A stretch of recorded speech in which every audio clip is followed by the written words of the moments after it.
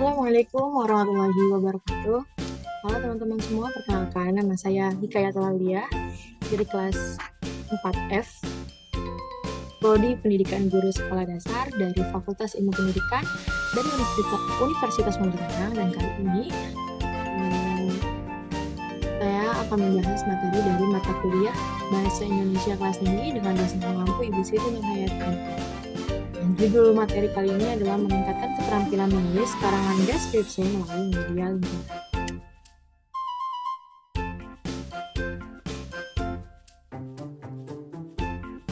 Oke, ini ada pembahasan materi tentang pendidikan. Pendidikan adalah suatu sarana untuk meningkatkan kualitas sumber daya manusia atau SDM. Peningkatan kualitas sumber daya manusia dapat dilakukan melalui peningkatan kualitas pendidikan. Jadi, pendidikan itu merupakan salah satu alat untuk menghasilkan perubahan pada diri manusia. Manusia dapat mengetahui segala sesuatu yang tidak atau belum diketahui sebelumnya. Nah, di sini ada manfaat yang dapat diambil dari penelitian ini meliputi yang pertama. Di sini ada bagi siswa, dengan adanya penelitian ini, siswa merasa senang dan tertarik terhadap mata pelajaran bahasa Indonesia dan tergugah untuk mencapai kompetensi dasar lainnya. Jadi untuk dapat membangkitkan aktivitas belajar siswa agar terlibat langsung dalam pembelajaran sehingga mempunyai tanggung jawab terhadap pencapaian tujuan pembelajaran. Yang kedua, di sini ada bagi guru sekolah dasar, hasil ini dapat dijadikan sebagai sarana untuk menumbuhkan kreativitas guru dalam menggunakan berbagai media dalam pembelajaran bahasa Indonesia, khususnya mengembangkan media lingkungan dalam peningkatan kemampuan menulis. Nah, selanjutnya di sini ada nomor 3, bagi sekolah dasar, hasil penelitian ini dapat digunakan untuk mengembangkan sumber daya manusia agar lebih berkualitas dan peningkatan kualitas pembelajaran sekolah yang bersangkutan. Yang keempat, di sini bagi peneliti, hasil penelitian ini dapat meningkatkan wawasan, pengetahuan, dan pengalaman peneliti, khususnya penerapan media dalam pembelajaran bahasa Indonesia. Selanjutnya, di sini ada pengertian menulis. Untuk pengertian menulis, sebenarnya bukanlah sesuatu yang asing bagi kita. Artikel, esai, laporan, resensi, karya sastra, buku, komik, dan cerita adalah suatu bentuk dan produk bahasa tulis yang akrab dengan kehidupan kita.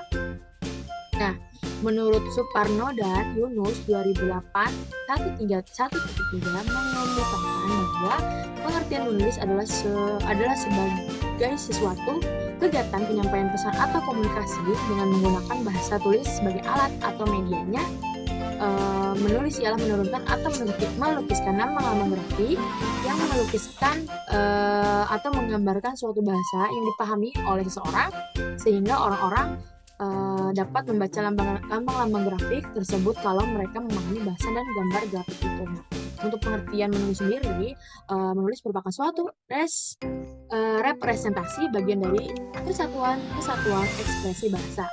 Hal ini merupakan perbedaan utama antara lukisan dan tulisan, antara melukis dan menulis. Nah, di sini selanjutnya ada kemampuan menulis. Aktivitas menulis merupakan suatu bentuk manifestasi kemampuan atau dalam kurung dan keterampilan berbahasa paling akhir dikuasai pelajar bahasa setelah kemampuan mendengarkan, berbicara, dan membaca. Dibanding 3 kemampuan berbahasa yang lain, kemampuan menulis lebih sulit dikuasai bahkan oleh penutur asli bahasa yang bersangkutan sekalipun. Hal itu juga disebabkan kemampuan menulis menghendaki penguasa sebagai unsur kebahasaan dan unsur di luar bahasa itu sendiri yang akan menjadi isi karangan. Baik unsur bahasa maupun unsur isi harusnya terjalin sedemikian rupa sehingga menghasilkan karangan yang runtut dan padu. Selanjutnya di sini ada karangan deskripsi. Dari pembahasan tersebut, kata deskripsi berasal dari bahasa Latin atau describer yang berarti menggambarkan atau memberikan suatu hal. Dari segi istilah, deskripsi adalah suatu bentuk karangan yang melukiskan sesuatu sesuai dengan keadaan sebelumnya sehingga pembaca dapat mencitrai, melihat, mendengar, mencium, dan merasakan apa yang dilukiskan itu sesuai dengan citra penulisnya. Nah, Karangan jenis ini bermaksud menyampaikan kesan-kesan tentang sesuatu dengan sifat dan gerak-geriknya atau sesuatu yang lain kepada pembaca. Dalam menulis deskripsi, penulis harus mampu menghidupkan objek yang dilukiskan yang sehidup-hidupnya, sehingga pembaca seolah-olah dapat melihat yang penulis lihat, dapat mendengar yang penulis dengar, dan dapat merasakan yang penulis rasakan. Karangan deskripsi yang baik mirip sebuah foto hasil kamera, tapi dengan kata-kata pembaca seolah-olah melihat benda asli. Nah, media lingkungan dalam pembelajaran. Kata media berasal dari bahasa Latin yang berbentuk jamak dari kata medium. Secara harfiah, kata tersebut mempunyai arti perantara atau pengantar. Akan tetapi, sekarang kata tersebut digunakan baik untuk bentuk jamak maupun mufrad. Menurut Heinrich dalam kurung Susilana, 2019.26 kurung tutup mengatakan bahwa media merupakan alat saluran komunikasi. Media berasal dari bahasa Latin dan merupakan bentuk jamak dari kata medium yang secara harfiah berarti perantara, yaitu perantara sumber pesan atau a charge dengan penerimaan pesan atau a receiver. Dan Heinrich pun mencontohkan media ini seperti film, televisi, diagram, bahan tercetak, printer, materials, komputer, dan instruktur. Nah, contoh dari media lingkungan dalam pembelajaran itu media tersebut bisa dipertimbangkan sebagai media pembelajaran jika membawa pesan-pesan atau message dalam rangka mencapai tujuan pembelajaran. Selanjutnya, menurut James atau Susilana 2009.26 berpendapat bahwa media adalah berbagai jenis komponen dalam lingkungan siswa yang dapat merangsang siswa untuk belajar. Menurut Jane L. Wilkinson atau Muschlich 2011.133, media adalah segala alat dan bahan selain buku teks yang dapat dipakai untuk menyampaikan informasi dalam suatu situasi belajar mengajar. Menurut Saiful Bahri Bujamarah 2010.121, media adalah alat bantu apa saja yang dapat dijadikan sebagai penyalur pesan guna mencapai tujuan pengajaran.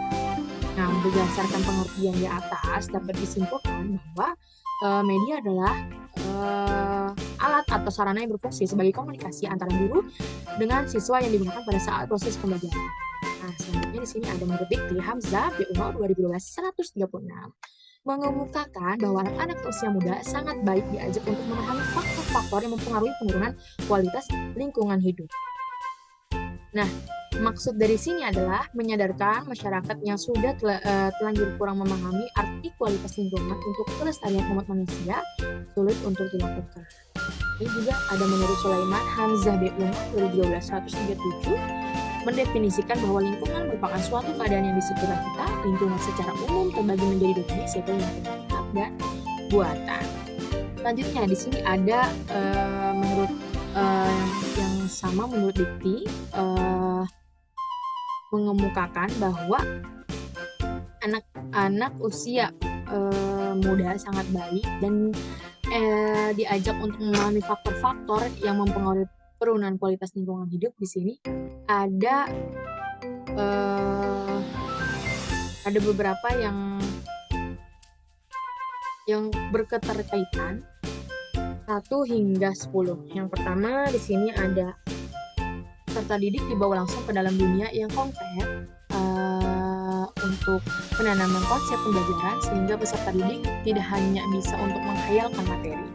Yang kedua, di sini lingkungan dapat digunakan setiap saat, kapanpun dan dimanapun sehingga tersedia setiap saat, tetapi tergantung dari jenis materi yang sedang diajarkan. Yang ketiga, konsep pembelajaran dengan menggunakan media lingkungan tidak membutuhkan biaya karena semua telah disediakan oleh alam lingkungan. Yang keempat, mudah untuk dicerna oleh peserta didik, disajikan materi yang bersifatnya konkret, bukan abstrak. Yang kelima, motivasi belajar peserta didik akan lebih bertambah karena peserta didik mengalami suasana belajar yang berbeda dari biasanya. Nah, yang keenam, suasana yang nyaman memungkinkan peserta didik tidak mengalami kejenuhan ketika menerima materi. Dan yang ketujuh, memudahkan untuk mengontrol kebiasaan buruk dari sebagian peserta didik. Kedelapan, membuka peluang kepada peserta didik untuk berimajinasi. Yang kesembilan, konsep pembelajaran yang dilaksanakan tidak akan terkesan monoton. Yang kesepuluh, peserta didik akan lebih leluasa dalam berpikir dan cenderung untuk memikirkan materi yang diajarkan karena materi yang diajarkan oleh peserta didik. Nah, ini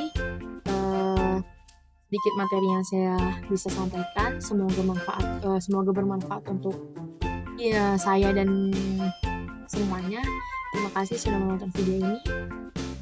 Wassalamualaikum warahmatullahi wabarakatuh.